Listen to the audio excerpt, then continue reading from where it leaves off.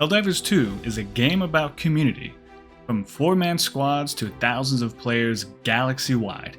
This game was designed around a communal aspect to the point where the community literally decides the direction of the lore and game mechanics.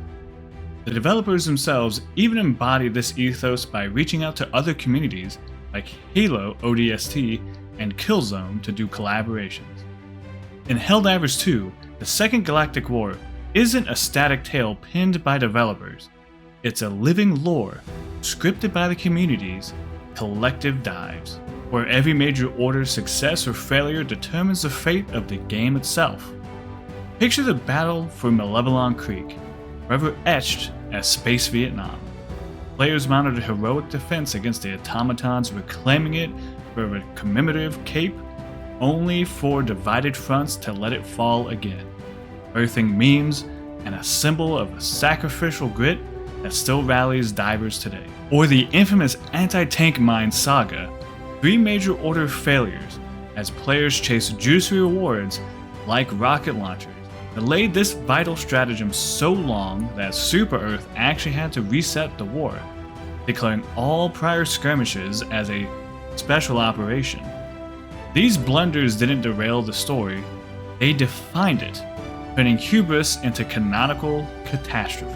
Yet triumphs shine even brighter, forged in Discord communications and in-game votes, like the great DSS maneuver where Helldivers shuttled the Democracy space station to trap the jet brigade that the automatons had, and unleashed Eagle Storms, checkmating automatons into a masterstroke of player ingenuity. Failures birthed horrors too. A botched order let Illuminate survivors weaponize dark fluid on Angel's venture, creating a singularity that devoured the planet and unleashed boatless zombies for the first war, dragging new threats to Super Earth's doorstep, even raising Mars in 2025. This emergent narrative, branching from choices like prioritizing intel on Vessel 00 over the nucleus, proves Helldivers 2's genius. Community isn't just playing the game, it's writing the game's saga, one hellpod at a time. So what does that have to do with you? Well, you too were made to be in community. It's a principle of life. There are few things that can't be accomplished while in community, and few things that can be accomplished alone. Whether it's completing the hardest difficulties in the game or in life, community lets you do great things. People want a community and environment that will bring the best out of something that connects with their why. Honestly, you can't spell community without unity. There are major sociological and psychological effects that community has on people. Sociological and psychological effects of community and isolation do exist. So when it comes to community, you will physically be better when you're in a strong, positive community. Physically, mentally, emotionally, spiritually, everything comes together in community. Whereas isolation, and I'm talking about isolation where you're away from people, everyone else, for a long time. That's usually when people start doom scrolling, start keeping to themselves in their own houses, homes, apartments, rooms, whatever it may be, and not allowing themselves to be with other people or letting other people come help them out. That kind of isolation can do a lot of damage to a person, and the reverse is true. If you're coming out of isolation, community can help heal a lot of things that may have happened to you, around you, or maybe you did to someone else or something else, and that brought you into isolation. Community can help out with a lot of things. Community has a synergy effect. It's different than just 1 + 1 = 2. It's 1 + 1 = 11. When people come into community, what happens is their abilities don't just add to each other, but they multiply off of each other. Now you might be asking, well, how do I get into community? Well, first you have to go from dependence, independence to interdependence. That's really how you're going to make the most out of community. If you think about it, just like in the game Helldivers 2, dependence is when you just now start the game. You're at that little boot camp, you really don't know what you're doing, you played before, you're learning the controls, you're getting everything together. Then independence happens after you kind of start figuring things out. Maybe you do a couple solo missions by yourself, Start figuring out how you like to play, what play style you have, what stratagems you like to bring. You start getting yourself ready to go. Then you start looking at independence to interdependent. Now this part can be difficult, so you start teaming up with people, right? You might still be a little too independent, thinking, okay, hey, this is how I do my best work by myself. So now you gotta look at how do you do your best work with other people, and then move that to the next level. If you look at really good teams, or if you've ever played on a really good team in Helldivers 2, you can see interdependence. People looking at, hey, this person's bringing this stratagem, this person's bringing this weapon. Okay, I'm gonna bring this weapon and that stratagem, and we're gonna get this passive effect, and he has that passive effect. And everything starts to come together even better than if it's 4 independent people all doing whatever they want to do.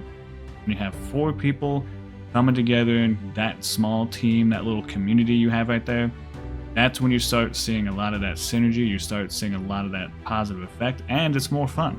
Now when it comes to teams, this is perfect to show in the game Helldivers 2 the phases of a team: forming, norming, forming, and performing.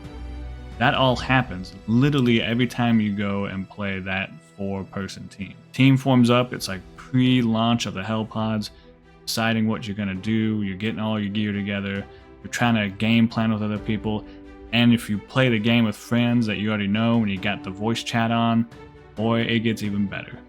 Then you kind of start norming, you land down on the planet's surface, kind of getting things together, calling down all the stratagems that you need. Boom, you're good to go. You start doing a couple missions, but wait, then someone who maybe isn't communicating well, or they didn't say something beforehand, they go off and go do their own objective. Like, yo, what's that guy doing?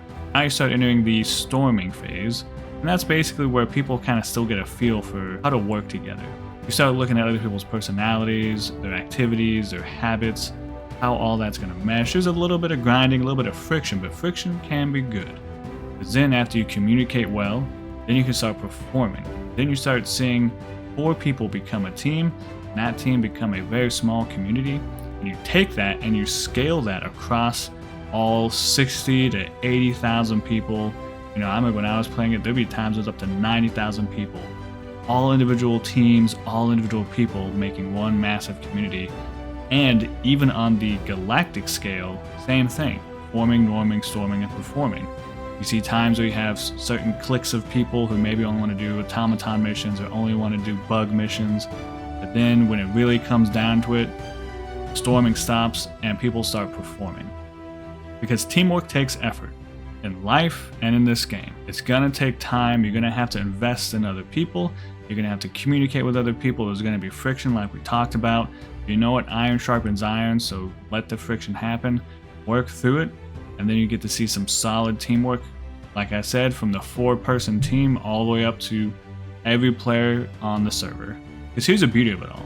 When it's really working together, strengths are multiplied. Like we talked about with synergy, strengths are multiplied together. If you got a solid team and they know exactly what they're doing, everyone's strengths work together, and then it gets like a just boom, a massive effect of great strength. It's smooth like butter. At the same time, in good community, weaknesses are covered. So maybe you're not good at certain types of missions, but you're great at other ones. Well, guess what? Your team can help cover that weakness, and then boom, when it's your turn, time to rock it. So then that helps you actually be better at being independent at certain times. That's truly where you start seeing a lot of that interdependence. Ultimately, community can change your world and can change the world.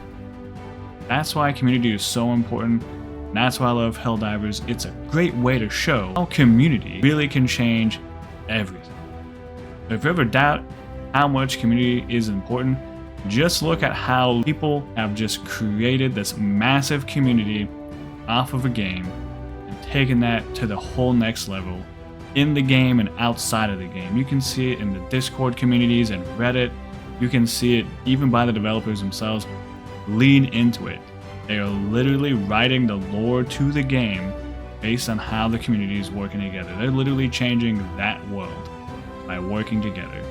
Even though sometimes it may work apart, they're still changing the world, or worlds in their instance.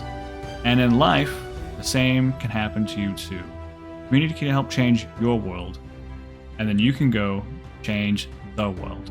So if you like what you saw and you like what you heard, go ahead and HellPod drop onto the thumbs up button.